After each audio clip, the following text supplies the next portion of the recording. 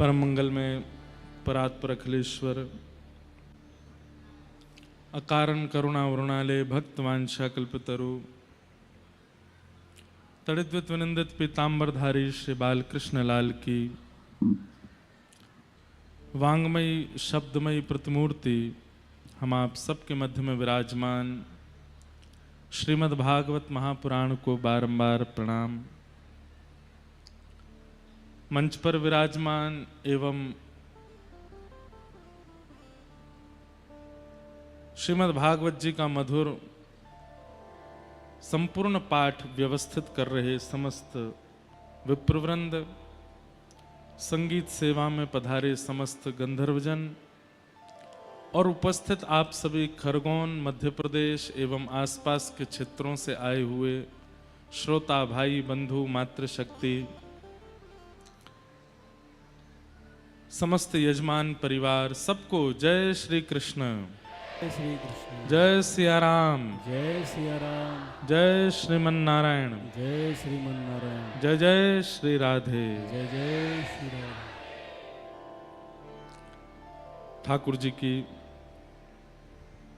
महती अनुकंपा से हम आप सब लोग भारत के मध्यस्थ में विराजमान मध्य प्रदेश में और मध्य प्रदेश का ये दक्षिणी छोड़ खरगोन, यहाँ श्रीमद् भागवत की मधुरमयी कथा श्रवण करने के लिए हम आप सब लोग एकत्रित हुए हैं। ये हमारा परम सौभाग्य है। श्री कन्हैया लाल जी एवं दाऊ दयाल जी सराफ संपूर्ण परिवार, सबके पावन सत्संकल्प से आप सब लोग भागवत जी की मधुरतम कथा श्रवण हेतु यहाँ आए हैं। ये भगवान की बहुत बड़ी कृपा है।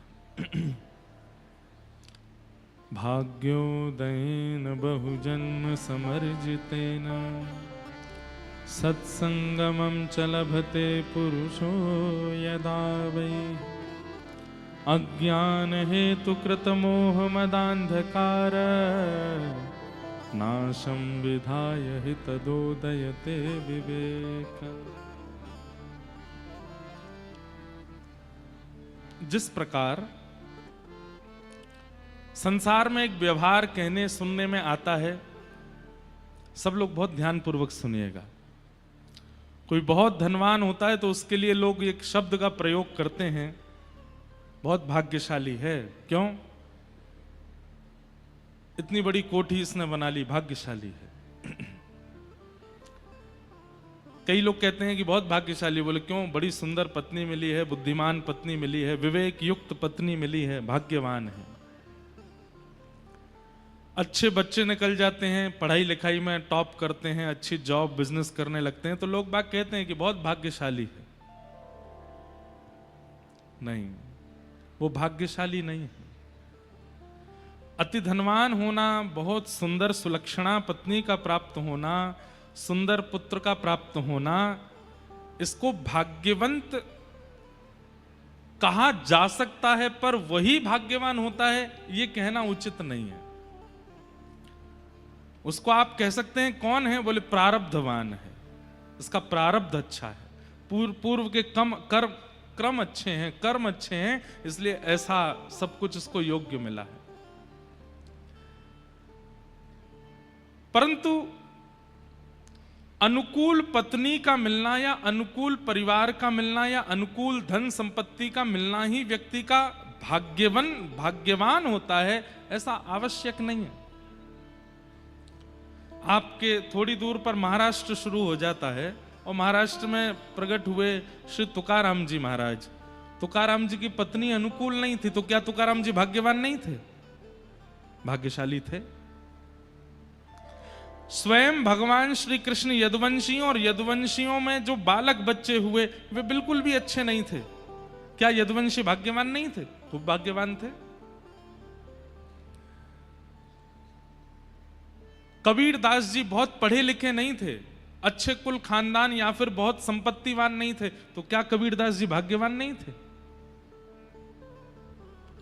भाग्यवान का मतलब केवल धनवान होना, पत्नीवान होना, पुत्रवान होना, बुद्धिमान होना ही नहीं होता है।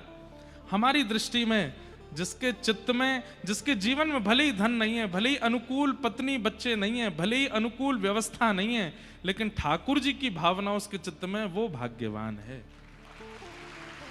हर स्थिति में भगवत स्मृति उसको, वो उसका त्याग नहीं करता। भाग्यवान व्यक्ति वो है जो ठाकुर जी का है। और या फिर ऐसा कहो, ठाकुर जी जिसको अपना मानते हैं वो भाग्यवान है। भाग्योदयेन बहुजन्म समर्जितेन, भागवत जी के महात्म्य में कहा जाता है कि अनंत जन्मों के भाग्य एक साथ इकट्ठे होते हैं तब कथा सुनने को मिलती है। इस समय यदि कहा जाए कि मध्य प्रदेश में भाग्यवान कौन है, तो आप लोग भाग्यवान हैं। इस समय कहा जाए खरगोन में भाग्यवान, अब जहां कहीं भी कथा चल रही है वो सब भाग्यवान है, पर हमें तो आपका और हमारा पता है ना, इसलिए हम भाग्यवान हैं। क्यों? सब कुछ प्राप्त करना, सब कुछ जीवन में हासिल कर लेना, ये किसी की भी बस की बात होती है, लेकिन भगवान का बने रहना और ठाकुर जी के चित्त में अपना स्थान बनाना, ये सब किसी की बात नहीं होती है। ठाकुर जी के चित्त में आपका स्मरण है, आपके चित्त में ठाकुर जी हैं, ये तो सामान्य बात है, पर ठाकुर जी के चित्त में आप हो, ये विशेष बात है। मेरा सुमिरन हरि करे, उल्टी उल्टी धारा है। मैं सुमिरन हरि का नहीं करूं, मेरा सुमिरन हरि करे, मैं पावा विश्राम। ठाकुर जी मेरा स्मरण करते हैं। और ठाकुर जी किसका स्मरण करते हैं? जो भागवत है, जो भगवद है। इसलिए हम भाग्यवान हैं कि हमें कथा प्राप्त हुई है, क्योंकि कथा ही इस योग्य बनाती है कि ठाकुर जी की स्मृति में हम आवे, ठाकुर जी के स्मरण में हमारी गणना हो जाए। तुकाराम जी महाराज की पत्नी अनुकूल नहीं है, लेकिन तुकाराम जी का स्मरण ठाकुर जी करते हैं, इसलिए वो भाग्यवान है।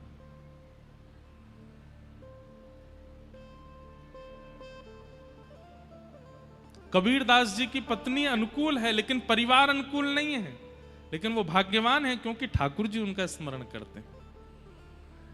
मीराबाई राजकुल में जन्मी है। मीराबाई का सब कुछ राजकुल राज युक्त है, लेकिन वो इसलिए भाग्यशाली हैं क्योंकि ठाकुर जी उनका स्मरण करते हैं। इसलिए आप भाग्यशाली और मैं भाग्यशाली, क्योंकि इतनी भयावह दुनिया की स्थिति होती जा रही है, फिर भी हम ठाकुर जी का स्मरण कर रहे हैं। ठाकुर जी हमारी स्मृति में हैं। ये इस बात का प्रमाण है कि ठाकुर जी भी हमको स्मरण करते हैं, तभी हम उनको स्मरण कर पा रहे हैं। सोचिए, व्यक्ति पर अतिशय प्रतिबंध लगा दिए गए, लेकिन फिर भी व्यक्ति अपनी प्रियतमा से बात कर लेता है, हैं? जैसे कई परिवार के लोग अपने घर के बेटे को पता चल जाए किसी से बात करता है तो उस पर अतिशय प्रतिबंध लगा देते हैं। तुम फोन नहीं चलाओगे, तुम सोशल मीडिया नहीं चलाओगे, इसका इंटरनेट कट करवा दो, इसका बाहर निकलना बंद करो, बाइक की चाबी अपने पास धर लो, इसको पैसे देना बंद कर दो। पर वो इतना चतुर चंट, वो कहीं ना कहीं से फिर भी बात कर लेता है। पता चली 5 साल बाद ब्याही हो गया, इतना रोका गया फिर भी तुमने उसको प्राप्त कर लिया। इसका मतलब क्या है? भले ही उसके कनेक्शन काट दिए गए थे, पर सामने वाला भी तो प्रयास कर रहा था, जिससे वो बात करता था वो भी तो प्रयास कर रही थी, और फिर कहीं ना कहीं से दोनों में संबंध ऐसा हुआ कि घर वालों को ब्याह करना ही पड़ा। ऐसे ही ठाकुर जी के साथ है। कितने भी प्रतिबंध संसार लगा दे। संसार के प्रतिबंध क्या है पता है? संसार ठाकुर जी से ज्यादा लोभ दिखाता है। फोन के थ्रू, सोशल मीडिया के थ्रू, माया के थ्रू, भोजन के नए नए पदार्थों के थ्रू, व्यसनों के द्वारा और दुनिया में मनोरंजन के द्वारा हम लोगों के मन को खींचने का प्रतिबंध लगाता है कि कहीं कैसे भी ठाकुर जी के पास ना चले जाएं। लेकिन इतने प्रतिबंधों में भी, इतने प्रतिद्वंद्वों में भी व्यक्ति ठाकुर जी को भज लेता है, वो भाग्यशाली है। फिर ठाकुर जी भी प्रियतमा की तरह कैसे ना कैसे भी करके उसके पास आ ही जाते। इतने प्रतिबंध थे लेकिन फिर भी तुमने मुझे याद किया, तुमने मेरा स्मरण नहीं छोड़ा। आज ये कोई अतिशयोक्ति वाली बात नहीं है। आप लोग कथा सुन रहे हैं, आज की तारीख में बहुत कठिन है। कलयुग चरम पर नहीं आया है, पर चरम की राह पर है। हर दिन कलयुग बढ़ रहा है, हर दिन कलयुग अपने माया के पैर पसार रहा है, लेकिन फिर भी इतनी भयावह स्थिति में भक्ति अभी घट नहीं रही, लोगों में बढ़ रही है। हमारे वृंदावन में भी आजकल बाढ़ आई हुई है, खूब पानी बढ़ गया है जमुना जी का। सब जगह ही ऐसा हो रहा है, नर्मदा जी का भी बड़ा है, गंगा जी का भी बड़ा है, यमुना जी का भी बड़ा है। पंजाब, चंडीगढ़, पंजाब, हिमाचल आदि क्षेत्रों में तो बहुत ज्यादा बाढ़ की स्थिति है। भगवान सब मंगल करें।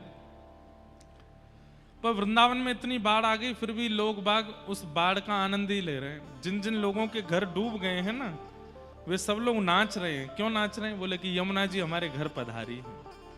किसी के अतिथि आता है, किसी के अतिथि आता है, किसी के रिश्तेदार आते हैं, किसी के नातेदार आते हैं। हमारे घर तो साक्षात रसरानी पटरानी श्री यमुना जी आई, नाच रहे हैं, उत्सव मना रहे हैं वृंदावन में फ्लड का। लोग, कितनी भयावह परिस्थिति है इस वक्त संसार की। हर दिन कलयुग हमको ग्रसित कर रहा है, लेकिन फिर भी हम कैसे भी छुप छुपा करके भजन कर ले रहे हैं, कथा सुन ले रहे हैं। हम भाग्यशाली। मेरा चिंतन यही सब चलता रहता है। नजर घुमा के देखिएगा पंडाल में, आज से 3-4 साल 5 साल पहले की कथाओं में वृद्धों की संख्या ज्यादा होती थी, आजकल युवाओं की संख्या ज्यादा है। और ये अच्छा संकेत है। आगामी 50 साल तो सब ठीक ही रहने वाला है। मैं तो एक बात कह देता हूं कथा में कि हम लोग बहुत सही समय पर जन्म ले रहे हैं, हम बहुत सही समय पर निपट लेंगे संसार से। हमारे बाद का समय बहुत खतरनाक होने वाला है। और हमारे बाद नहीं, लेकिन मैं इस बात को बहुत प्रमाणित रूप से कह रहा हूं, अगर हमारी उम्र 80 से ऊपर चली गई तो ये दुर्भाग्य होगा हमारा, क्योंकि 80 के बाद जो हम संसार देखेंगे वो बहुत खतरनाक होगा। इसलिए ठाकुर जी कृपा करें, जितनी भी आयु हो वो ऐसी कथा करते हुए निकल जाए, आपकी भी सुनते हुए निकल जाए। बस माया तो अपना काम करेगी। ये माया हमारा परिवार है, कलयुग हमारे परिवार है। और परिवार नहीं है, बताऊं कौन है कलयुग, कौन है? ध्यान से सुनो। हम लोग रेंट पे रह रहे हैं, किसके यहाँ? कलयुग के यहाँ। कलयुग के जैसे रेंट पे रहते हैं ना लोग, किसी के घर पे किराए पे रहते हैं, तो किराएदार जो होता है ना, उसके बनाए नियम पालन करने पड़ते हैं। किराएदार कह देता रात में 10 बजे के बाद आओगे तो गेट नहीं खुलेगा। किराएदार कह देता जोर जोर से ऊपर उछलना नहीं, अगर छत में जबरा भी धमक आई तो देख लेना मैं इतना तुमसे जुर्माना ले लूंगा। किराएदार कहता है कहीं भी कील नहीं ठोकनी है। किराएदार कहता है मेरे घर में मांस मच्छी आदि ये सब नहीं बनता है, आपके यहाँ भी नहीं बनना चाहिए। किराएदार कहता है ऐसा नहीं गाना, ऐसा नहीं, सब कुछ होता है, किराएदार अपने नियम बनाते। पर हमारा कलयुग किराएदार बहुत विचित्र है। इसने क्या नियम बनाए? बोले 10 बजे सो गए तो घर से निकाल दूंगा, 1 बजे तक उठना ही पड़ेगा, 2 बजे तक उठना ही पड़ेगा। सुबह 4 बजे उठ करके अगर तुमने शंख बजाना शुरू किया तो देख लेना कितने बजे, 10 बजे से पहले उठना नहीं। सूर्य बिल्कुल चरम पर हो जाए तब तुमको उठना है। कथा भागवत संकीर्तनों में अगर मुझे पता चला कि तुम जा रहे हो तो तुम्हारे जीवन में बहुत उत्पीड़नाएं आ जाएंगी। नाम जब तिलक लगा करके घूमना शुरू कर दोगे तो तुम देख लेना तुम्हारा क्या हाल करूंगा।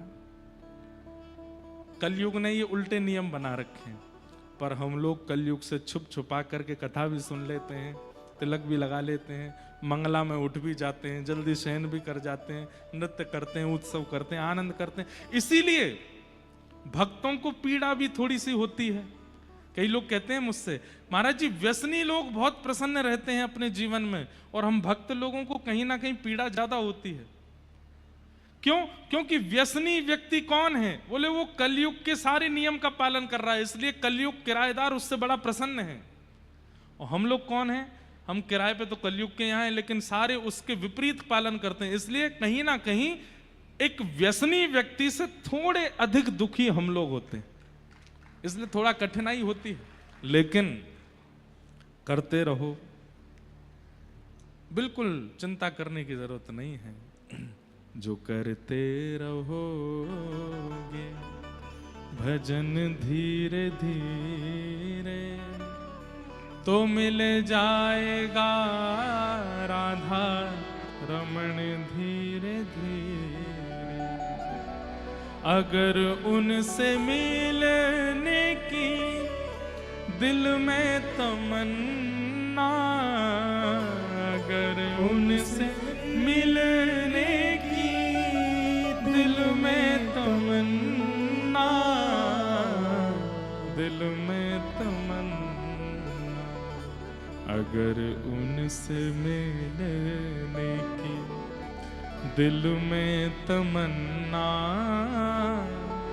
तो करते रहो यतन धीरे धीरे। जो करते रहो भजन धीरे धीरे तो मिल जाएगा राधा रमण धीरे धीरे। इसलिए आप लोग भाग्यशाली हैं, मैं भाग्यशाली हूं, क्योंकि इतनी कलयुग की अव्यवस्थाओं में भी हम लोग कथा सुन रहे हैं। हमारे यजमान परिवार इतना सब कुछ, इन्होंने इतनी सुंदर व्यवस्था, इतना सब कुछ व्यस्त, इतना अद्भुत कार्यक्रम कर रहे हैं, पूरे खरगोन को निमंत्रण दे रहे हैं, फिर भी इतने में भी मन भर नहीं रहा है। एक तो होता है ना, बहुत कर लिया भाई, इतना ही ठीक है, इससे ज्यादा क्या। अब आज सुबह आए तो महाराज जी नौका विहार भी एक दिन करवा दो, एक दिन 56 भोग भी कर लो, एक दिन ये वाला उत्सव भी हो जाए, आप कोई और भी बता दो, वो वाला उत्सव भी कर लेंगे। मतलब करने में मन में ये लग रहा है कि ये अभी बहुत नहीं है, अभी हमें और भी करना, और हो जाए तो अच्छा, और हो जाए तो अच्छा। ये अच्छा है, ऐसे विचार कलयुग में प्रकट होना, आज की परिस्थिति में प्रकट होना बहुत बड़ी बात है।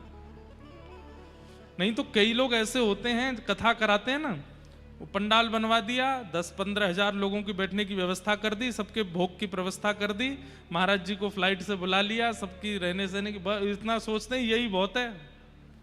इससे अधिक कई बार हम कह देते हैं कि भाई हमारा मन कर रहा है कि ये तिथि आ रही है, कोई उत्सव करना चाहिए।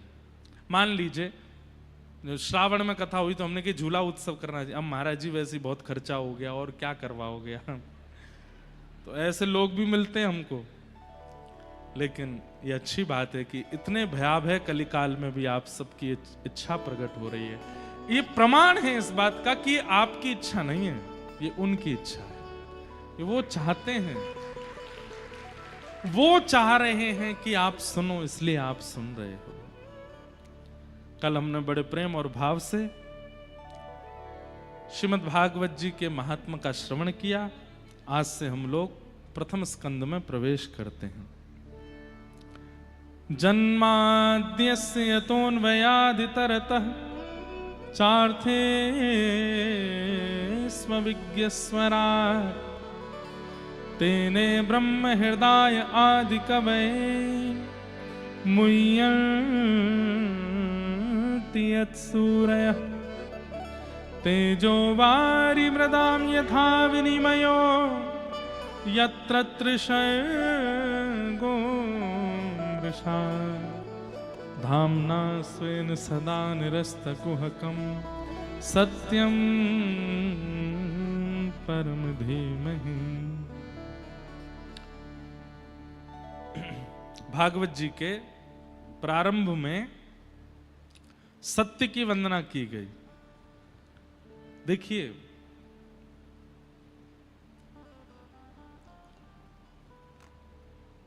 कैसी विचारधारा है भागवत के रचनाकार श्री वेदव्यास जी की।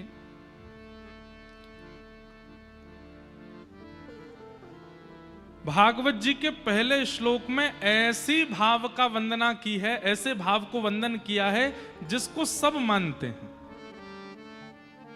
सब लोग बहुत ध्यान से इधर देखिए, एक एक शब्द बहुत ध्यान से सुनिएगा। देखिए, धन गया तो कुछ नहीं गया, समय गया तो कुछ गया, लेकिन अगर ज्ञान गया तो सब गया। इसलिए ये समय दोबारा पता नहीं कब आएगा खरगोन में, इसलिए एक एक क्षण सुन लीजिए, एक एक शब्द सुन लीजिए। आजकल एक शब्द चलता है ब्रॉड माइंडेड। क्या चलता है? अब ब्रॉड माइंड को बहुत गलत तरीके से प्रयोग किया जाता है। जो माता पिता बच्चों को रोकते टोकते नहीं, वो कौन है? ब्रॉड माइंडेड हैं। जो माता पिता ज्यादा धर्म आदि का पालन नहीं करते, वो कौन है? वो ब्रॉड माइंडेड हैं। जो बच्चा वेज भी खा ले, नॉन वेज भी खा ले, ब्रॉड माइंडेड है। बेचारा जीव खा लेता है, ब्रॉड माइंडेड है। अभी थोड़ा सा एक दो चीजों में ब्रॉड माइंडेड नहीं चलता है, जैसे कि विवाह के बाद एक पति है, एक पत्नी एक दूसरे के साथ रहते हैं तो ठीक है। एक से अधिक के संग रहने लगेंगे, आगामी कलयुग में उसको भी ब्रॉड माइंडेड कहा जाएगा, सही में कहा जाएगा। अभी उसके प्रति तो थोड़ा ये रखा जाता है कि भाई इस पे थोड़ा छुपाव रखो, ऐसा नहीं करना चाहिए, ये धर्म के विरुद्ध है। वहां पर सारे ब्रॉड लोग जो होते हैं, ब्रॉड माइंडेड वाले, वो भी केस वेस करने पर आ जाते हैं, बोले ये तो गलत है, एक से अधिक संपर्क नहीं होना चाहिए। पर कलयुग, घोर कलयुग ऐसा भी होगा कि एक से अधिक संपर्क होने पर भी ब्रॉड माइंडेड माना जाएगा। हमारे पतिदेव तो बहुत ब्रॉड हैं, क्यों? 2-4 हैं, हम सबके संग रहते हैं। कितना ब्रॉड माइंड है, कितनी विचित्र परिभाषा हम लोग कर देते हैं अपने विचारों की। इसको ब्रॉड माइंडेड नहीं कहते। ब्रॉड माइंड किसको कहते हैं? सुनिए, वेद व्यास जी महाराज, जिन्होंने भागवत की रचना की, कैसी विचारधारा? श्रीमद् भागवत के पहले श्लोक में कृष्ण को प्रणाम नहीं किया, राम को प्रणाम नहीं किया, देवी को प्रणाम नहीं किया, किसी देवता को प्रणाम नहीं किया। क्योंकि मैं अगर किसी एक देव को प्रणाम करूंगा तो अन्य देव को पूजने वाले कहीं ना कहीं भागवत जी से अलग हो जाएंगे। मैं किसी एक देवी को प्रणाम करूंगा तो फिर अन्य देवियों को पूजने वाले वो कहीं ना कहीं विचार करेंगे, ये तो शायद मान लीजिए दुर्गा प्रधान ग्रंथ है, कृष्ण प्रधान ग्रंथ है, राम प्रधान ग्रंथ है, आदि आदि। वेदव्यास जी ने क्या किया? ऐसे को प्रणाम किया जिसको सब मानते हैं। क्या कहते हैं? धामना स्वेन सदा निरस्त कुहकम सत्यम परम धीमहि। बोले मैं किसको प्रणाम करता हूं? मैं परम सत्य को प्रणाम करता हूं। क्या बात! परम सत्य। अब परम सत्य कौन है ये अपने मन से आप खुद लगा लो। किसी को गणेश जी परम सत्य लगते हैं, किसी को दुर्गा परम सत्य लगती है, किसी को शिव परम सत्य लगते हैं, किसी को नारायण परम सत्य लगते हैं, किसी को दत्तात्रेय परम सत्य लगते हैं। जो चाहो अपने मन से मान लीजिए। क्यों? क्योंकि सब परम सत्य हैं, इनमें किसी में भेद नहीं है। जगन्नाथपुरी में एक गणपति भट्ट नाम के व्यक्ति गए दर्शन करने। क्या नाम था? हम यहां कथा 15 को विराम देंगे और फिर 15 को ही हम जगन्नाथपुरी जा रहे हैं। फिर 17 से जगन्नाथपुरी में कथा है। जरूर सुनिएगा इस बार जगन्नाथपुरी की कथा। वैसे सबरी कथा सुनने लायक होती है, पर इस बार जगन्नाथ जी का हम खूब सुंदर सुंदर भाव वहां सुनाएंगे। कथा का समय हम धामों में सुबह रखते हैं 10 बजे से 1 बजे तक। क्यों? तो पूरे दिन घूमने को मिलता है, ऊध हम करते हैं। हम कभी समुद्र पर जाएंगे, कभी कहीं जाएंगे, कभी कहीं जाएंगे, आनंद करेंगे। तो जगन्नाथपुरी में गणपति भट्ट नाम के एक व्यक्ति दर्शन करने के लिए गए। उनको किसी ने बोल दिया कि जगन्नाथपुरी में गणेश जी विराजमान हैं, और वो गणेश जी के परम उपासक थे। इतने बड़े उपासक थे कि गणेश जी के अलावा किसी को देखते ही नहीं थे। इसको कहते हैं अनन्योपासना। क्या कहते हैं? और देवता चित्त न धरहि, हनुमत से ही सर्व सुख करहि। इसी को कहते हैं अनन्योपासना, केवल एक के रहना। तो गणपति भट्ट जी जो थे वो गणेश जी के बहुत बड़े उपासक, लेकिन किसी ने उनसे कह दिया विनोद में कि आप जगन्नाथपुरी चले जाओ, वहां पे गणेश जी का बहुत सुंदर विग्रह है। उस समय की बात है, सोशल मीडिया होते नहीं थे, लोग बागों का इतना संपर्क होता नहीं था, ट्रेन भी नहीं चलती थी, बैलगाड़ियों से सफर करते थे। बेचारे वो जगन्नाथपुरी आए, तो जगन्नाथपुरी आकर के उनको पता चला कि मुझे तो किसी ने बहकावे में रखा है, यहां कोई गणेश जी नहीं है, यहां तो कृष्ण ही जगन्नाथ बन करके बैठा है। उनको इस बात का बड़ा दुख हुआ कि मेरा अब अनन्य प्रेम जो गणेश जी से है वो टूट जाएगा, क्योंकि मैं दूसरे देवता की सन्निधि में आ गया। समुद्र के तट पर बैठे थे, रो रहे थे, हे गणेश जी मुझसे नाराज मत होना, आप मुझसे दुखी मत हो जाना कि मैं दूसरे देवता के नगर में आ गया, दूसरे देवता का दर्शन करने, पर आप चिंता मत करना, मैं आ तो गया हूं जगन्नाथपुरी, पर मैं दर्शन नहीं करूंगा उनका, क्योंकि मैंने संकल्प लिया है कि आपके अलावा किसी को नहीं देखूंगा मैं।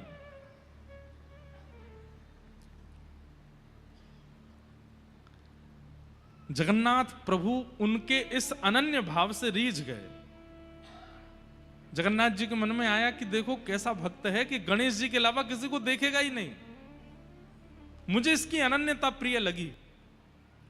और श्री जगन्नाथ जी एक छोटे से बालक का रूप धारण करके गए और समुद्र के तट पर रो रहे गणपति भट्ट जी से जाके बोले, क्यों रो रहे हो आप? स्वयं भगवान गए।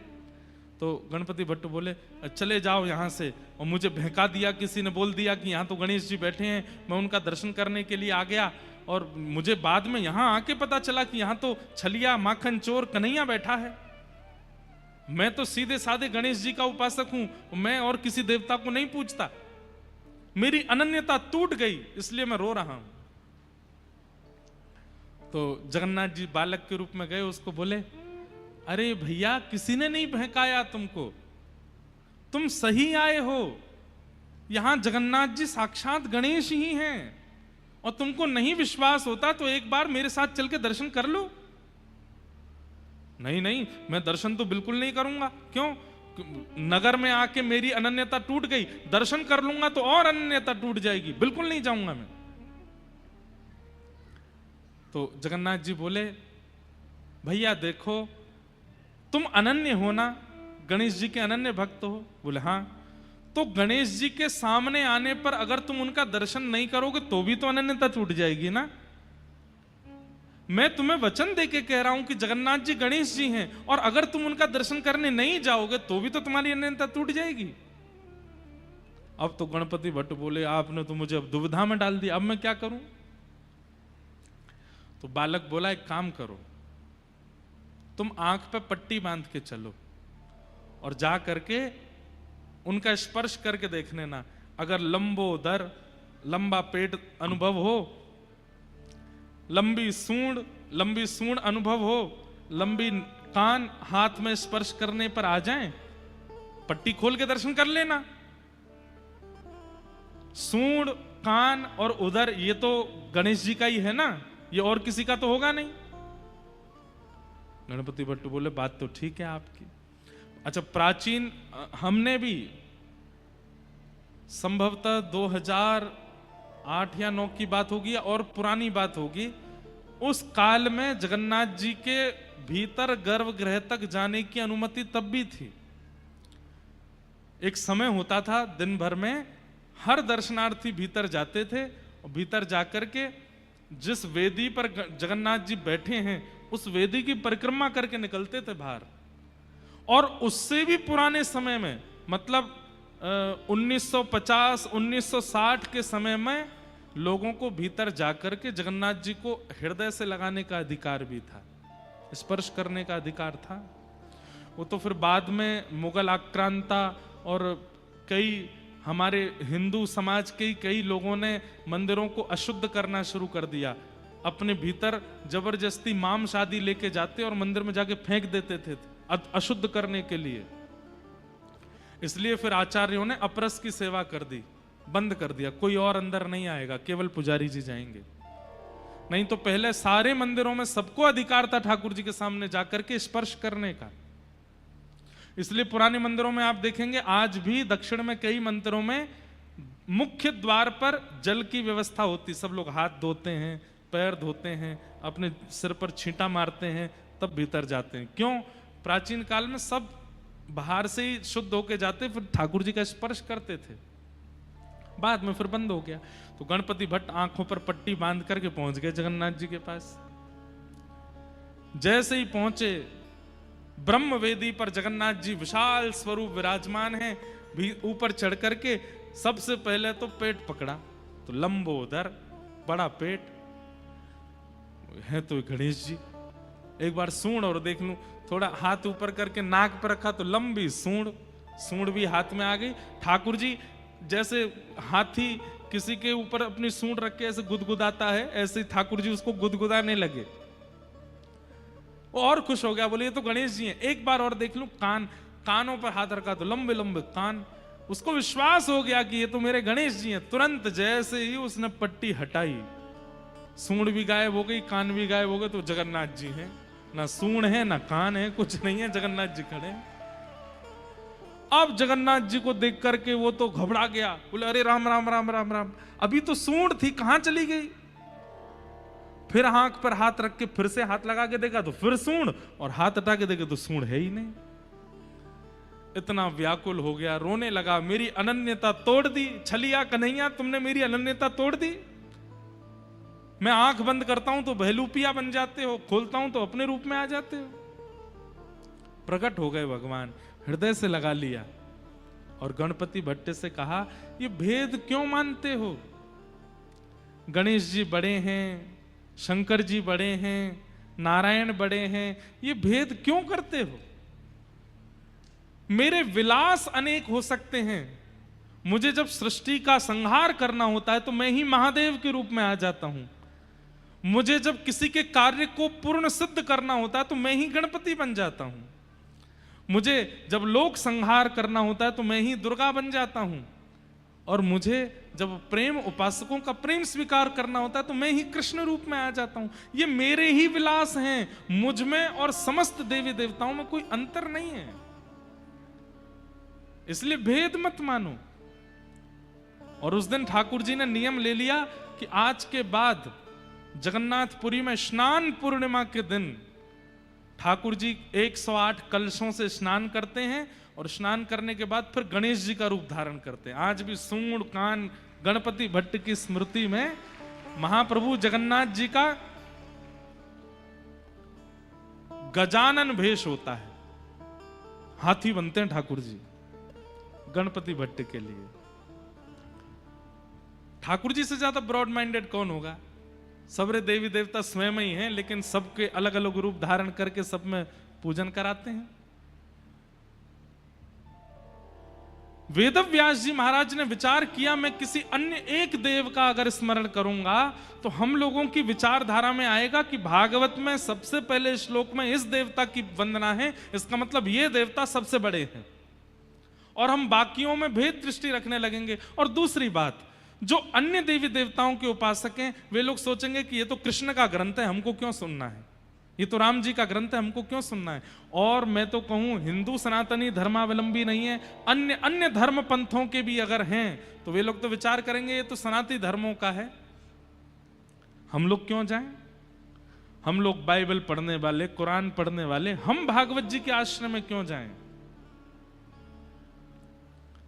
इसलिए वेदव्यास जी ने विचार किया कि मैं ऐसी वंदना करूं कि जिसको सब पूजते हैं और सबका पूजनीय सत्य है।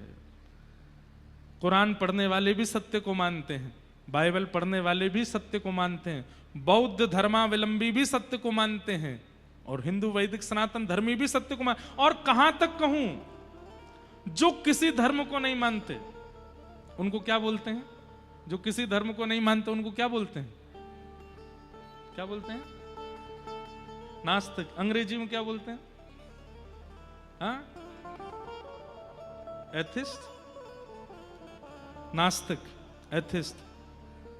जो नास्तिक है वो भी सत्य को मानता है। जो किसी देवता को पूजता नहीं है, जो किसी धर्म का पालन नहीं करता, वो भी सत्य का वंदन करता है।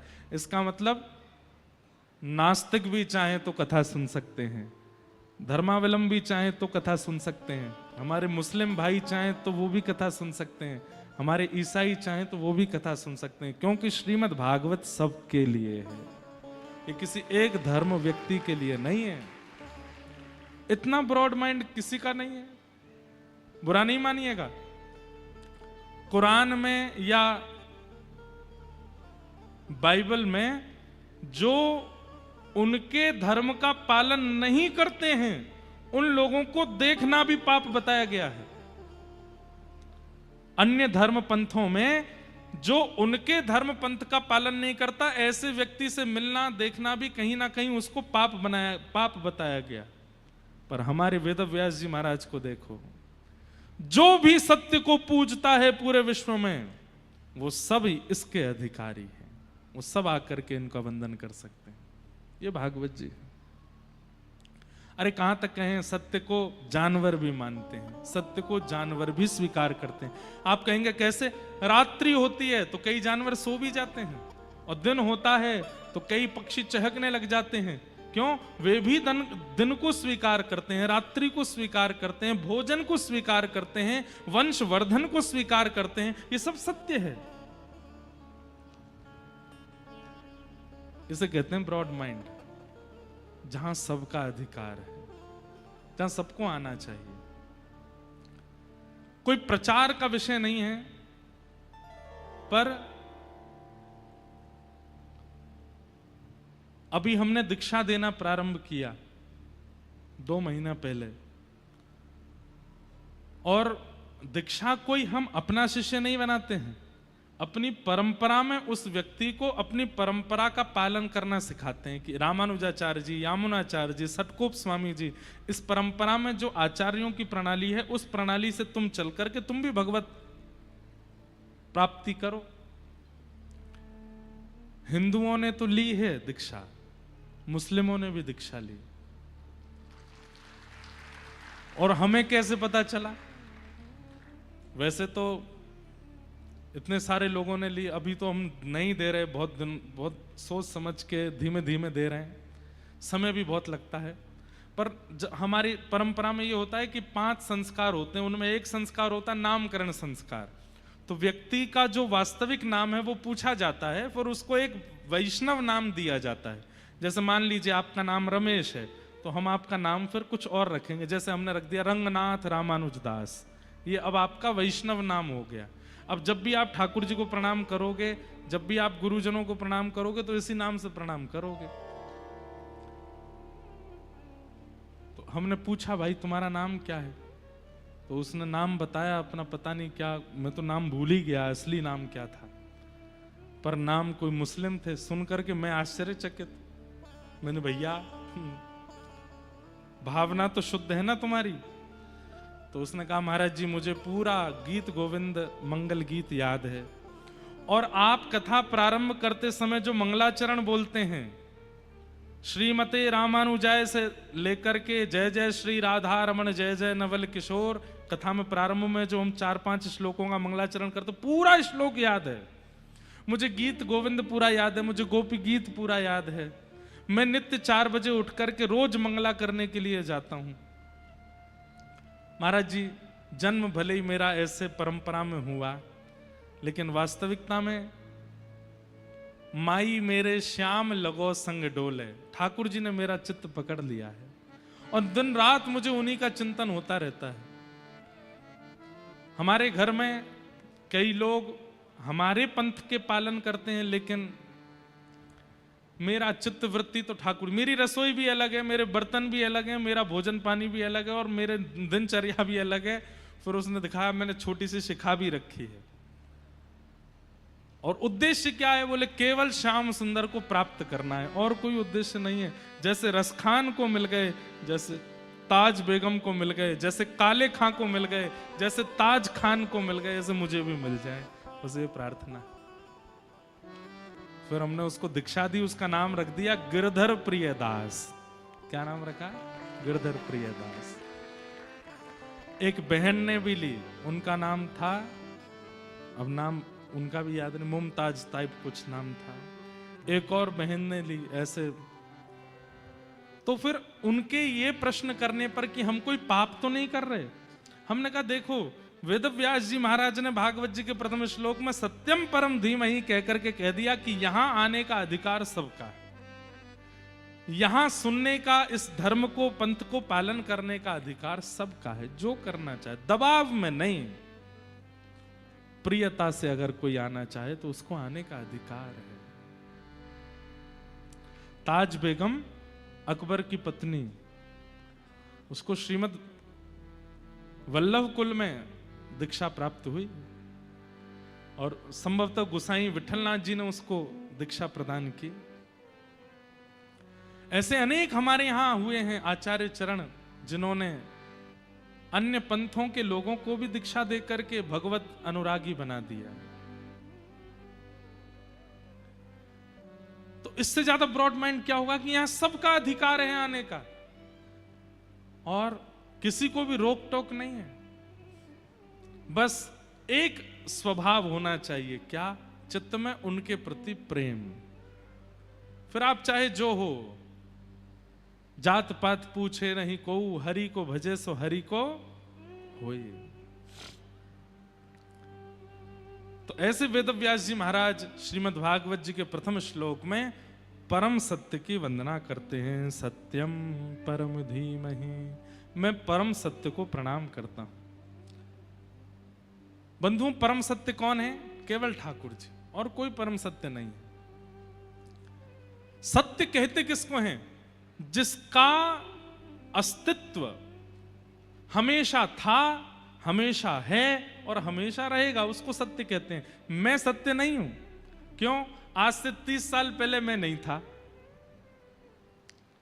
और आज के 80 साल बाद, 70 साल बाद, और ये तो बता नहीं सकते कितने साल बाद मैं नहीं रहूंगा। मैं सत्य कैसे हो सकता हूं? आप जितने भी लोग यहां बैठे हैं, आज से 50, 60, 70 साल पहले आप में से कोई नहीं था और आगामी 70 साल बाद कोई नहीं बचेगा। लेकिन आज से 100 साल पहले भी जिसका अस्तित्व है, आज भी जिसका अस्तित्व है और 100 साल बाद भी जिसका अस्तित्व रहेगा, वही सत्य है। और वो सत्य श्री कृष्ण है। जब ये धरती नहीं थी, जब ये पृथ्वी नहीं थी, जब ये भूमंडल नहीं था, तब भी वो थे, आज भी वो हैं। और जब ये सब प्रलयकालीन समुद्र में डूब जाएगा, तब भी करार बिंदेन पदार बिंदम मुखार बिंदे विनवेशयन्तम वटस्य पत्रस्य पुटेशयानम बालम मुकुंदम मनसा स्मरामि। श्री कृष्ण गोविंद हरे मुरारे, हे नाथ नारायण वासुदेव, जिह्वे पिबस्वामृतमेतदेव, गोविंद दामोदर माधवेति। इस स्तुति में जो ठाकुर जी का रूप बताया गया, ये प्रलयकालीन समय का रूप है।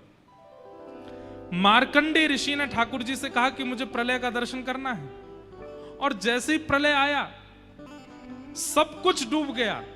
कहते हैं प्रलयकालीन समय पर जो समुद्र की लहरें थीं, वो हिमालय की चोटी से भी ऊंची थी। सब डूब गया। लेकिन तभी मार्कंडेय ऋषि देखते हैं कि सब खत्म हो गया, कुछ नहीं बचा। आपको एक बात बताएं, प्रलय केवल पृथ्वी का नहीं होता, सूर्य चंद्र का भी होता है। प्रलय पाताल से लेकर के ब्रह्मलोक तक का भी होता है। स्वर्ग भी प्रलयकालीन समुद्र में डूब जाता है, सब कुछ नष्ट हो जाता है। केवल एक वैकुंठ लोक बचता है, एक गोलोक धाम बचता है, जिसको कई लोग वैकुंठ कहते हैं, कृष्ण उपासक गोलोक धाम कहते हैं, नारायण उपासक वैकुंठ कहते हैं, राम उपासक साकेत कहते हैं। बस वो बचता है और कुछ नहीं है। मार्कंडेय ऋषि ने देखा सूर्य चंद्र सब डूब गए, कुछ नहीं बचा। तभी क्या देखते हैं? चारों तरफ पानी पानी पानी पानी। तभी एक वट वृक्ष का पत्ता बहता हुआ आता है और उस पत्ते पर छोटे से गोपाल जी करार विंदे अपने हाथों से करार विंदेन पदार विंदम, अपने एक पैर को पकड़ा हुआ है और उस पैर के अंगूठे को अपने मुख में लेकर के ठाकुर जी चूस रहे हैं।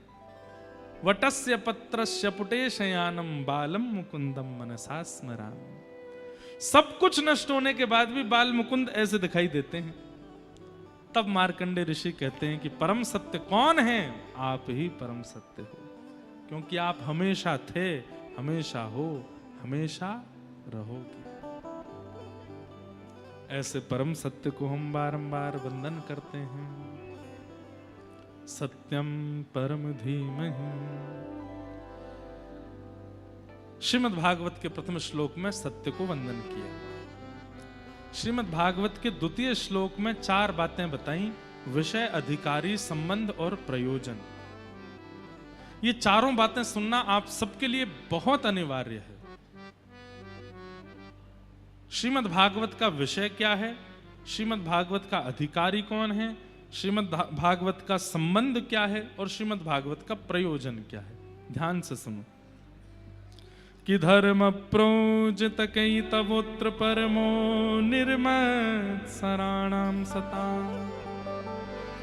वैद्यं वास्तवमत्र वस्तु शिवदं तापत्रयोन्मूलनम्। श्रीमद्भागवते महामुनिकृते किं वा परैरीश्वरः सद्यो हृद्यवरुध्यते त्रिकृतिभिः शुश्रूषुभिस्तत्क्षणात्। सबसे पहला, श्रीमद् भागवत का विषय क्या है? तो कहते हैं धर्म प्रौजित कई तवोत्र परमो। सुनने वाले के चित्त में परम धर्म की इच्छा प्रकट होना, यह भागवत का विषय है। आप कहेंगे परम धर्म किसे कहते हैं? जब तक आपको अपने शरीर की चिंता है और उस शरीर की चिंता के लिए आप कर्म करते हो, वो धर्म कहलाता है। लेकिन जिस दिन आपको शरीर के भीतर बैठे हुए आत्मा की चिंता होने लग जाती है और उसके कल्याण के लिए आप कर्म करते हो, उसको परम धर्म कहते हैं। समझ में आई बात? इससे ज्यादा सिंपल इसकी डेफिनेशन नहीं हो सकती। धर्म और परम धर्म। आपको शरीर की चिंता है तो आप सुबह जल्दी उठते हो, जल्दी उठना धर्म है। आपको शरीर की चिंता है तो आप शुद्ध भोजन करते हो, यह धर्म है। आपको शरीर की चिंता है इसलिए आप गृहस्थाश्रम में प्रवेश करते हो, यह धर्म है।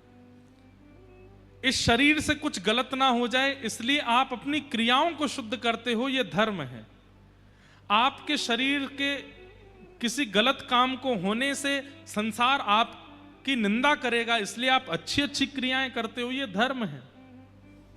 मान, प्रतिष्ठा, यश, वैभव, कीर्ति, धन, संपत्ति आदि कमाते हो, यह सब धर्म है, क्योंकि शरीर प्रधान है।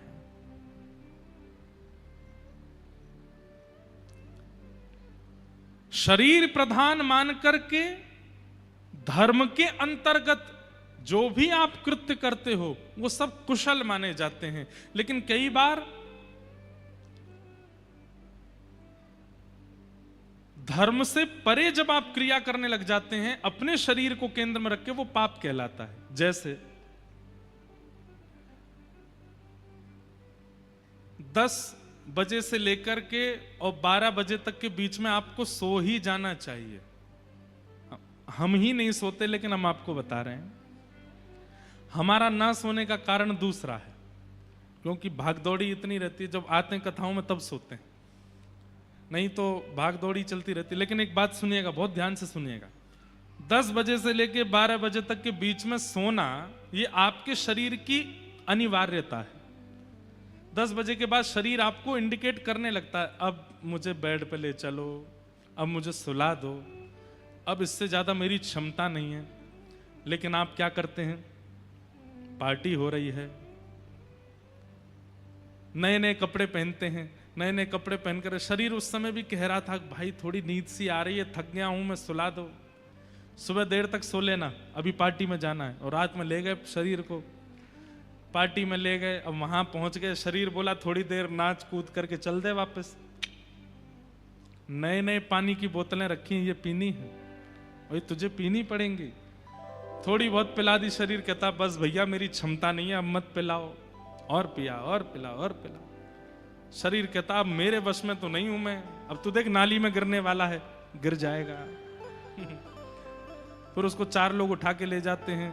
अब देखो अतिशय पीने वाला व्यक्ति के नाली में गिर जाता, उसको नाली भी ऐसा लगा आहा कितनी सुंदर सुगंधी आ रही है इसमें से। क्यों? क्योंकि शरीर सेंसेस खो देता है,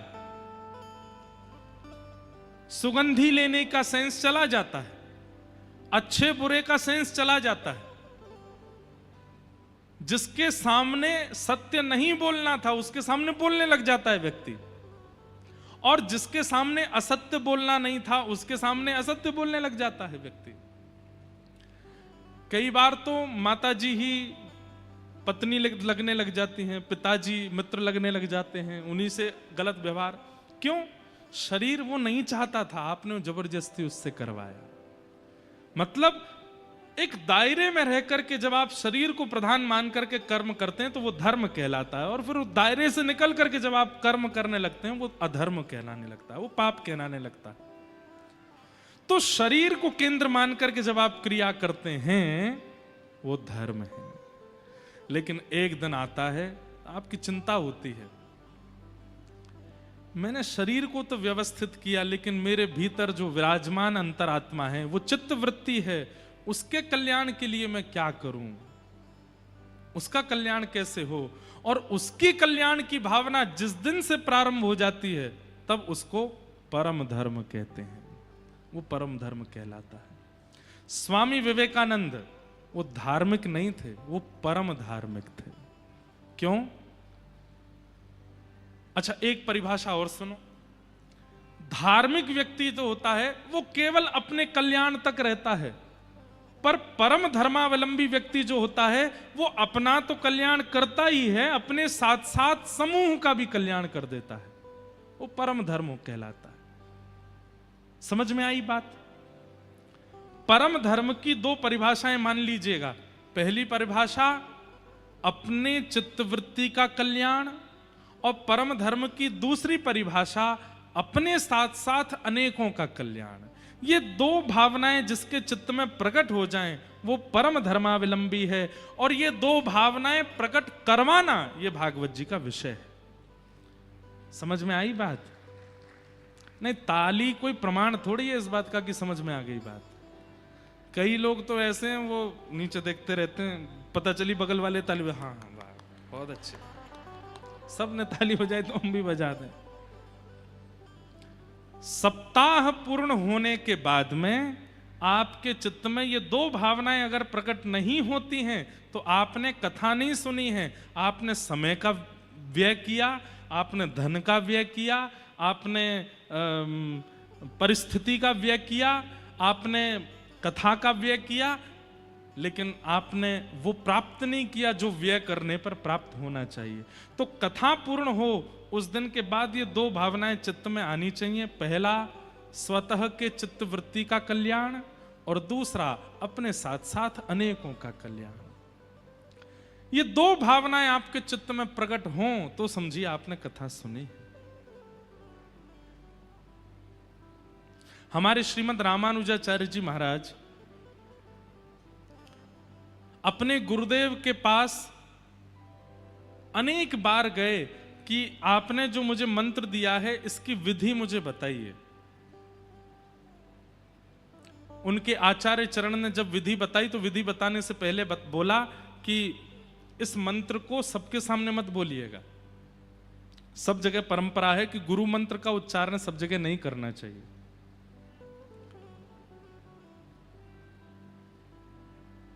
गुरु मंत्र सबको नहीं बताना चाहिए। तो आचार्य चरण ने रामानुजाचार्य जी से कहा मैं विधि तो बता रहा हूं लेकिन किसी के सामने बोलना नहीं। बोले ठीक है। अब जैसे विधि बताई, रामानुजाचार्य जी ने जैसे विधि सुनी और जैसे ही नाम जप करने के लिए बैठे, जैसे ही मंत्र जाप किया, अष्टाक्षर मंत्र का जाप करते ही शंख चक्र गदा पद्मधारी ठाकुर जी प्रकट हो गए। जैसे ही प्रकट हुए, नेत्र खोल करके रामानुजाचार्य जी ने देखा, शंख चक्र गदा पद्म धारण किए हैं, साम वर्ण के ठाकुर जी, घुंघराले केश हैं, सुंदर मुकुट धारण किया है, कमल जैसे नेत्र हैं, और सामने खड़े होकर के रामानुजाचार्य जी को दर्शन दे रहे हैं। गुरु जी ने मंत्र दिया, मंत्र का पहला जाप करते ही ठाकुर जी प्रकट हो गए। रामानुजाचार्य जी ने तुरंत अपनी माला को किनारे रखा, ठाकुर जी को प्रणाम किया और दौड़ करके मंदिर के शिखर पर चढ़ गए, और शिखर पर चढ़ के मुख पर हाथ रख के जो गुरु मंत्र गुरु जी ने दिया था पूरी दुनिया में चिल्ला चिल्ला करके सुनाने लगे सबको। गुरु जी दौड़ करके आए, हे रामानुजाचार्य ये क्या कर रहे हो? मैंने मना किया था कि मंत्र उच्चारण नहीं करना है, किसी को नहीं सुनाना है, नरक जाना पड़ेगा तुमको, गुरु अवज्ञा करते हो। रामानुजाचार्य जी नीचे उतर के आए, गुरुदेव के चरणों में प्रणाम करके कहा, हे नाथ, आपने जैसे ही मुझे मंत्र दिया, मंत्र उच्चारण करते ही मुझे ठाकुर जी का अनुभव हो गया, तो मैंने मन में विचार किया कि जिस मंत्र को प्राप्त करते ही ठाकुर जी का दर्शन हो जाता है, वो मंत्र गुप्त नहीं रखना चाहिए, वो तो सबको बता देना चाहिए। वो मंत्र मैं गोपनीय कैसे रख सकता हूं जिस मंत्र से ठाकुर जी प्राप्त होते हो? क्षमा करें गुरुदेव। गुरुजी बोले तुमको नरक जाना पड़ेगा। रामानुजाचार्य जी बोले एक नरक चला जाएगा, लेकिन अनेक तो ठाकुर जी के पास जाएंगे ना, तो भी मुझे स्वीकार है। मैं चला जाऊंगा, लेकिन इतनों को ठाकुर जी प्राप्त होने चाहिए। मेरे नरक जाने से और मेरे मंत्र बोलने से अलग अगर अनेकों का उद्धार हो रहा है तो मुझे नरक जाना स्वीकार है। इसे कहते हैं परम धर्म। क्या कहते हैं? परम धर्म। समझ में आ रही है बात? अब देखो एक बात हम स्पष्ट कर दें, भले ही यहाँ हजारों की भीड़ हो जाए, आज तो दूसरा ही दिन है, कल से तो यहाँ जगह ही नहीं बचेगी, परसों तो यहाँ क्या ही हाल होगा, लेकिन भले ही कितनी भी भीड़ आ जाए, हम एक बात प्रमाणित रूप से कह सकते हैं कि कथा समझ में बहुत कम लोगों को ही आती है। भीड़ भले ही बहुत आ जाए, और हो सकता है आगे वालों को नहीं आ रही हो, पीछे वाला सुन करके अपने आप को परिवर्तित कर जाएगा। इसलिए प्रयास कीजिए कि जो कुछ लोगों को समझ में आने वाली उन कुछ में आप जरूर हो। रोज इसी भावना से आया कीजिए कथा में कि 5000 की पब्लिक में 5 ही बदलने वाले हैं, उन 5 में मैं होना चाहिए, मुझे परिवर्तन लाना है। अगर ये सब सोच के आएंगे तो 5000 ही परिवर्तित हो जाएंगे। समझिए कथा का उद्देश्य क्या है? आपको धार्मिक बनाना नहीं, आपको परम धार्मिक बनाना। लेकिन आजकल एक और दुविधा आ गई है, और उस दुविधा का नाम है सोशल मीडिया। सोशल मीडिया पता कैसा हो गया है? पड़े पड़े कुछ पी रहे हैं, चाय कॉफी रील देख रहे हैं, तभी पता चली कि इस प्रकार की बातें बोलने से लोग फॉलो करते हैं। तुरंत गए शीशा के सामने, बाल बाल काटे, तिलक चंदन लगाया, स्टैंड पर रख दिया, कैमरा ऑन करके, जय श्री कृष्णा, आप सब लोगों को आज का सुविचार बताना है, ऐसा करने से ऐसा होता है, ग्रहण में ये काम करना चाहिए, ग्रहण में ऐसा नहीं करना चाहिए, और सब काम बता करके और फिर जाए सोफा पे जाके पड़ गए। कितने लोगों ने देखा, कितने खुद ग्रहण में कुछ नहीं किया पूरी दुनिया को बता दिया।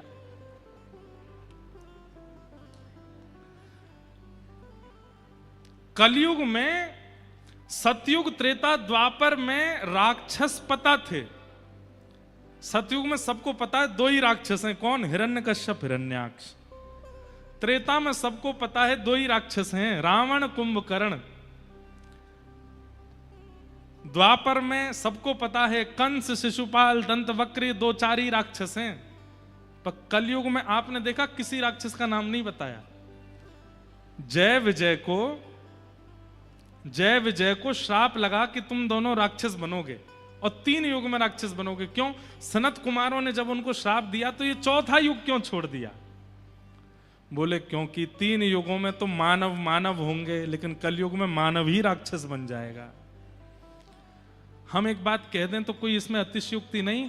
अगर रावण, कुंभकर्ण, दंतवक्र, शिशुपाल, हिरण्यकश्यप, हिरण्याक्ष, अगर ये 6 के 6 कलयुग में प्रकट हो जाएं, तो ये कलयुगी मानवों से ज्यादा सुधरे हुए होंगे। कलयुगी मानव तो इनसे भी ज्यादा खतरनाक है। कलयुगी मानव और आप सब इस बात पर एग्री करेंगे।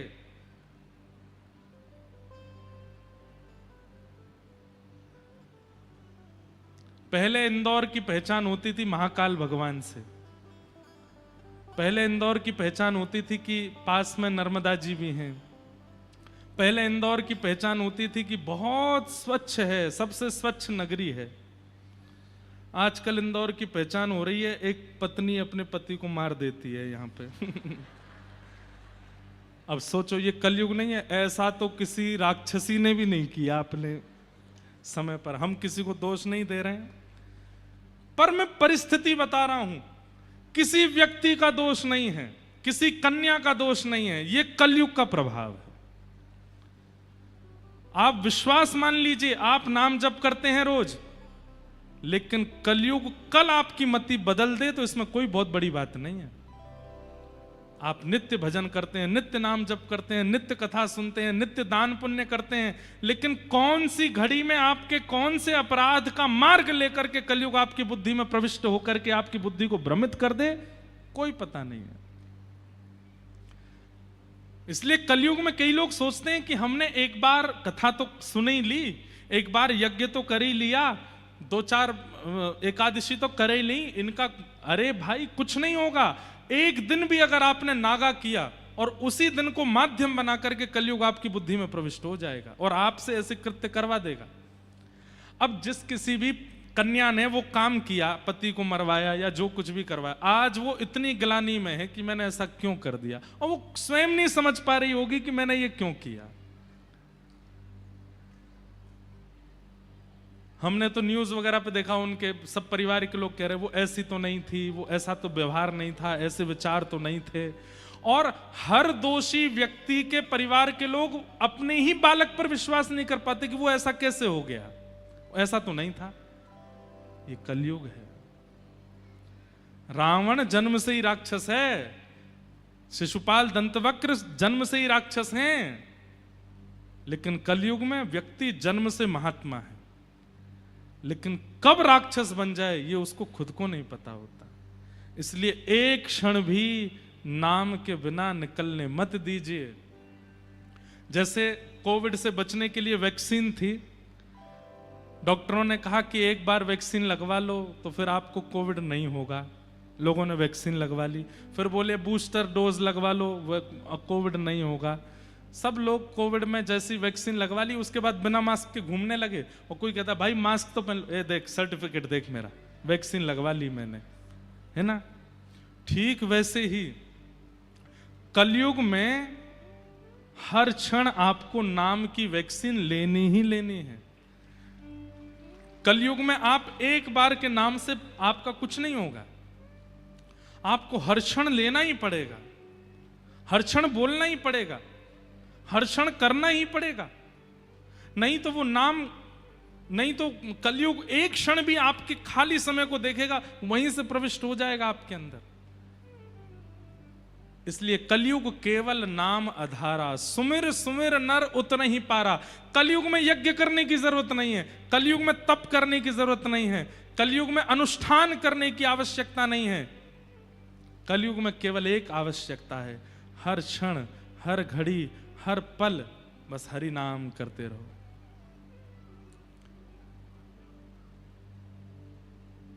जिस देश में, जिस वेश में, परवेश में रहो,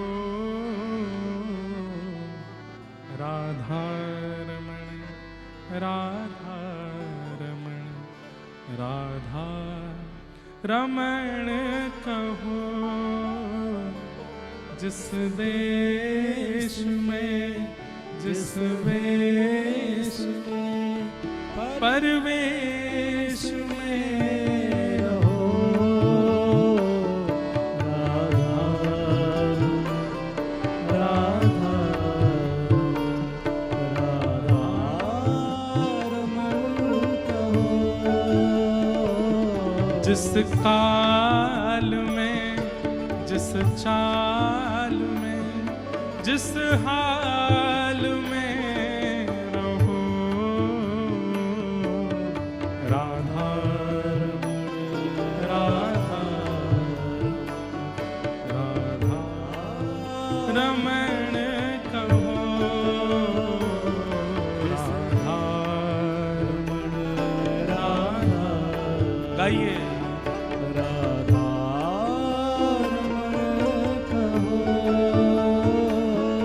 जिस रंग में, जिस ढंग में, जिस रंग में,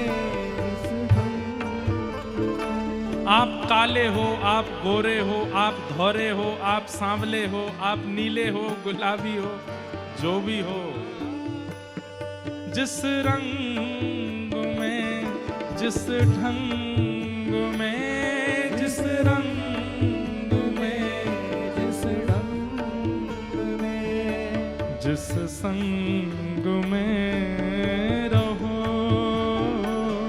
जिस संग में रहो,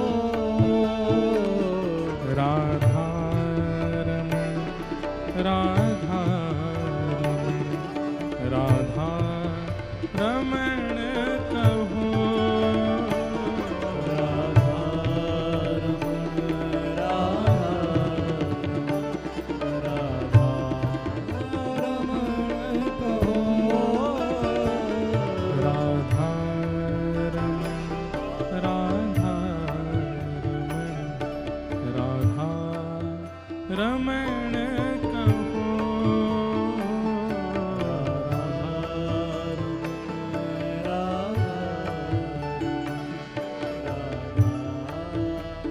रमण कहो, जिस देश में, जिस वेश में, परवेश में रहो,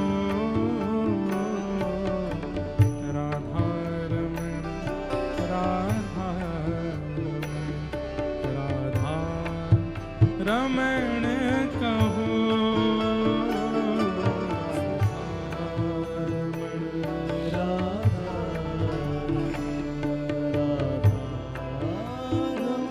श्री राधा रमण लाल की जय।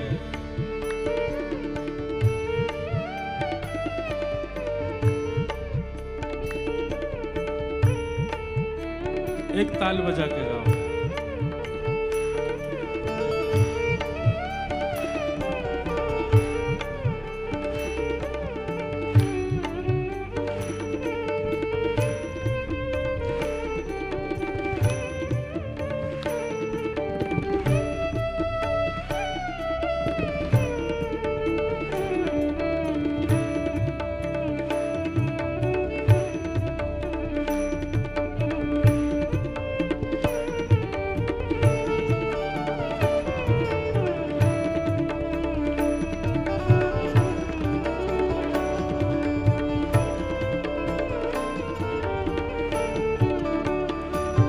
जिस योग में, जिस रोग में, जिस योग में, जिस रोग में, जिस योग में, जिस रोग में, जिस योग में, जिस रोग में, जिस भोग में रहो,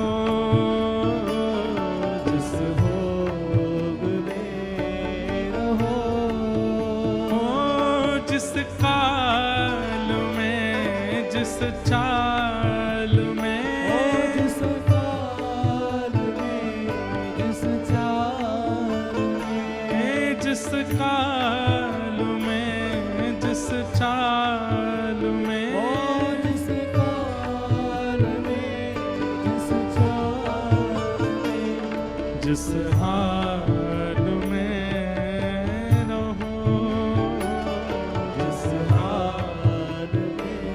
क्या करना है, राधा राधा राधा रमण कहो, राधा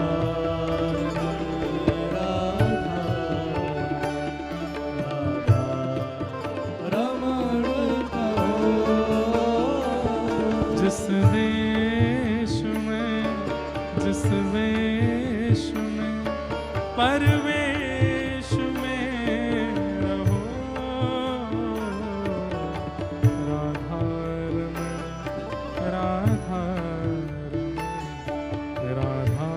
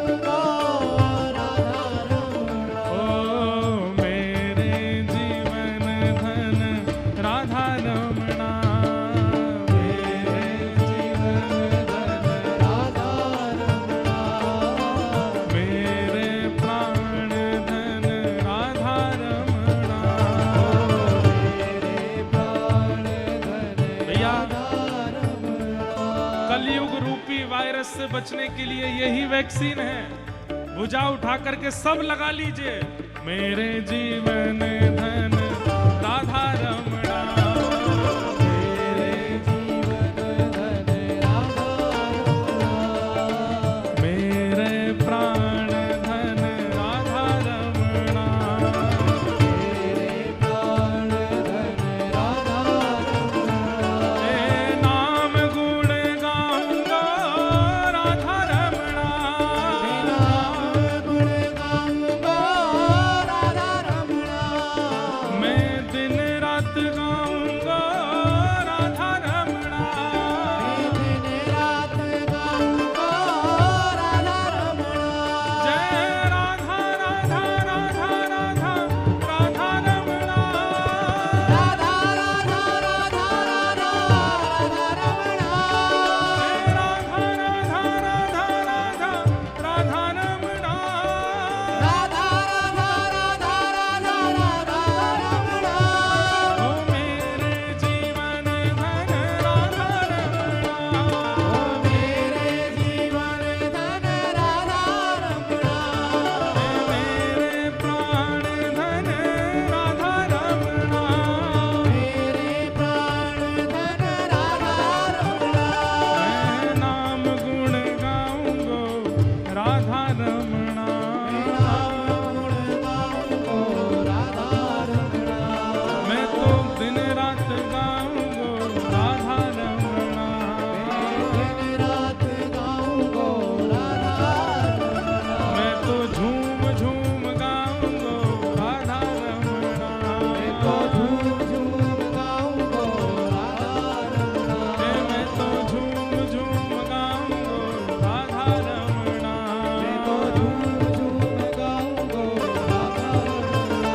हे भजो राधा राधा राधा राधा राधा रमणा, भजो राधा राधा राधा राधा राधा रमणा, राधा राधा राधा राधा राधा रमणा, राधा राधा राधा राधा राधा रमणा, हे मेरे जीवन धन राधा रमणा, मेरे जीवन धन राधा रमणा, नाम गुण गाऊंगो राधा रमणा, नाम गुण गाऊंगो राधा रमणा, मैं तो दिन रात गाऊंगो राधा रमणा, दिन रात गाऊंगो राधा रमणा, हे मेरे प्राण धन राधा रमणा, ओ मेरे प्राण धन राधा रमणा, भजो राधा राधा राधा राधा राधा रमणा, राधा राधा राधा राधा राधा रमणा, भजो राधा राधा राधा राधा राधा रमणा, राधा राधा राधा राधा राधा रमणा, ओ मेरे जीवन धन राधा रमणा, मेरे जीवन धन राधा रमणा, हे मेरे प्राण धन राधा रमणा, मेरे जीवन धन राधा रमणा, मैं तो नाम गुण गाऊंगो राधा रमणा, मैं तो दिन रात गाऊंगो राधा रमणा, रात गाऊंगो राधा रमणा, मेरे जीवन धन राधा रमणा, मेरे जीवन धन राधा रमणा, मेरे प्राण धन राधा रमणा, मेरे जीवन धन राधा रमणा, जय जय श्री राधे, जय जय श्री राधे, जय जय श्री राधे।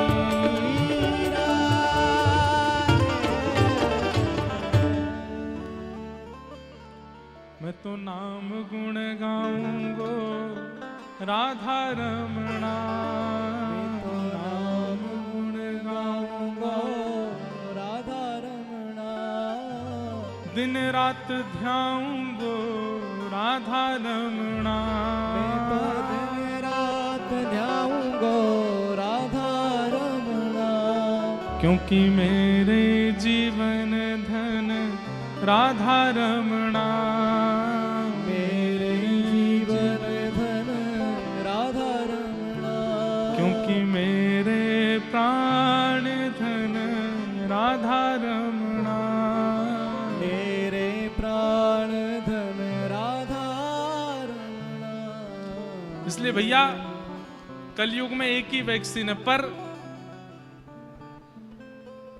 कोरोना वायरस इतना खतरनाक नहीं है, कलयुग बहुत खतरनाक है।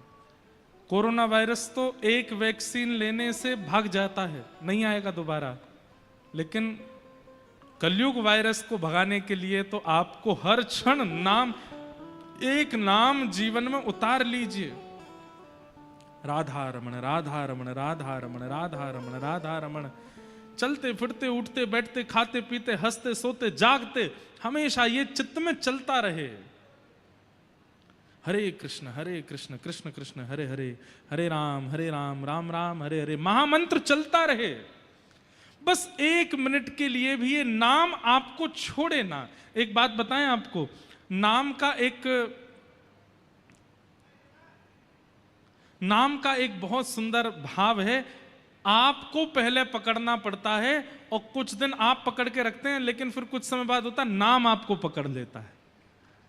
और जब नाम आपको पकड़ता है तब क्या होता है? हमारे गोवर्धन में एक महाराज जी थे, उनका नाम था ठाकुरदास बाबा। क्या नाम था? ठाकुरदास बाबा। मैंने उनका अंतिम काल में दर्शन किया। हम लोग माला जपते हैं तो ऐसे उंगली से माला आगे करते रहते हैं, इस उंगली का प्रयोग नहीं करते, ऐसे जपते रहते हैं। उन महाराज जी ने नाम को पकड़ा। जब तक माला हाथ में है तो समझो आपने नाम को पकड़ा है, लेकिन नाम आपको पकड़ लेता है तो क्या होता है? माला छूट जाती है, लेकिन ये चलता ही रहता है। उन महाराज जी का जब हमने दर्शन किया, वो अत्यंत वृद्ध अवस्था में, उनको उठाने के लिए भी 2 लोग आते थे, चलाने के लिए 4 लोग लगते थे। सब क्रिया उनकी 2 और लोगों से ही होती थी, लेकिन उनकी उंगली ऐसी ही चलती रहती थी, माला नहीं होती थी, और उनके होठ अपने आप फड़कते रहते थे। ऐसी स्थिति हो गई कि रात्रि गहरी नींद में भी उनके होठ फड़कते रहते थे। क्यों? क्योंकि नाम ने उनको पकड़ लिया। और सही मानिएगा, ऐसे लोग ही कलयुग में बच पाएंगे, नहीं तो बच भी नहीं पाओगे, बच नहीं पाओगे। कलयुग बहुत खतरनाक है। जिन क्रियाओं को न्यूज में आप लोग देख करके आश्चर्य करते हैं, कोई आदमी इतनी हैवानियत कैसे कर सकता है, अगर आपने नाम आश्रय नहीं लिया तो आपके ऊपर भी वह हैवानियत आ सकती है और आपसे भी ऐसा कुछ करवा सकती है। इसलिए बहुत आश्चर्यचकित मत होइए। आश्चर्यचकित तब होइए कि जब नाम मुफ्त का मिलता है फिर भी हम लेते नहीं हैं उसको, फिर भी जपते नहीं हैं उसको। कोई भी काम कीजिए ना, करोड़ों छापिए, कौन मना करता है आपको? करोड़ों का टर्नओवर कीजिए, बड़ा बड़ा बिजनेस कीजिए, खूब पैसा कमाइए, खूब धन धान्य, लेकिन नाम आश्रित रहिए, नाम का त्याग मत कीजिए। कलयुग बहुत खतरनाक है। हमारी बात समझ लीजिए, मान लीजिए। ये कलयुग कहीं आपसे कोई घटनाक्रम ना करवा दे, उसके लिए नाम मत छोड़िए। मैं तो नाम गुण गाऊंगो राधा रमणा, मैं तो नाम गुण गाऊंगो राधा। हमारे वृंदावन में देखिए, नजर घुमाओगे तो दीवारों पे लिखा होगा श्री राधा, व्यक्ति के पास जाओगे तो मुख से निकलेगा श्री राधा। हरिवंशियों के पास जाओगे तो कहेंगे राधा वल्लभ श्री हरिवंश, हरिदासियों के पास जाओगे तो कहेंगे कुंज बिहारी श्री हरिदास, रामानंदियों के पास जाओगे तो कहेंगे बोलो भाई सीताराम, रामानुजियों के पास जाओगे तो कहेंगे जय श्रीमन नारायण, गौड़िया वैष्णव परंपरा वालों के पास जाओगे तो वे कहेंगे हरे कृष्ण। सबके मुख पर नाम बैठा है, और ये नाम बस निरंतर आपके, कुछ करना नहीं है, बस नाम चलते रहना चाहिए मन में। आप पढ़ाई करो, काम करो, कुछ भी करो, नाम चलता रहे। और नाम का एक स्वभाव बताएं आपको, ऐसा हो ही नहीं सकता कि आपको कंसंट्रेशन की आवश्यकता है। कई लोग कहें कि महाराज जी पढ़ाई कैसे करेंगे अगर नाम जपेंगे तो? गोस्वामी तुलसीदास जी महाराज कहते हैं भाव को भाव अनख आलसहु, नाम जपत मंगल दिश दशहु। नाम चल रहा है मन में, स्टार्टिंग में आपको कंसंट्रेट होना पड़ेगा, लेकिन उसके बाद क्या होगा, वो जैसे हार्ट बीट चलती है, जैसे श्वास चलती है, जैसे कोई क्लिक जैसी चलती है, ऐसे मन में नाम चलता रहेगा। उसके साथ साथ आप सब काम कर सकते हो, बल्कि काम बिगड़ेंगे नहीं, काम और सुंदर हो जाएंगे। प्रसाद बनाओगे उसमें मधुरता आ जाएगी, कोई काम करने के लिए घर से बाहर निकलोगे काम सफल हो जाएगा, किसी व्यक्ति से मिलोगे वो पॉजिटिव हो जाएगा। नाम जापक व्यक्ति का एक स्वरूप होता है कि वो जहां जाता है पूरा ऑरा उसका हो जाता है, क्योंकि उसके रोम रोम से नाम प्रकट होना प्रारंभ हो जाता है। इसलिए भैया नाम आश्रित हो जाओ। कलयुग बहुत खतरनाक है, कलयुग बहुत विचित्र है, कहीं वो घटना हमसे ना करा दे। कितनी बार मैंने देखा कि मेरी कथा सुनने वाले श्रोता, औरों की कथा सुनने वाले श्रोता भी कथाएं सुनते थे, लेकिन वो भी ऐसा कृत्य कर बैठे कि हमें ही विश्वास नहीं हुआ, ये तो भाई कथा सुनते थे, ये कैसे बदल गए? नाम आश्रय नहीं लिया। इसलिए भैया नाम का आश्रय ले लो, ये कलयुग बहुत खतरनाक है।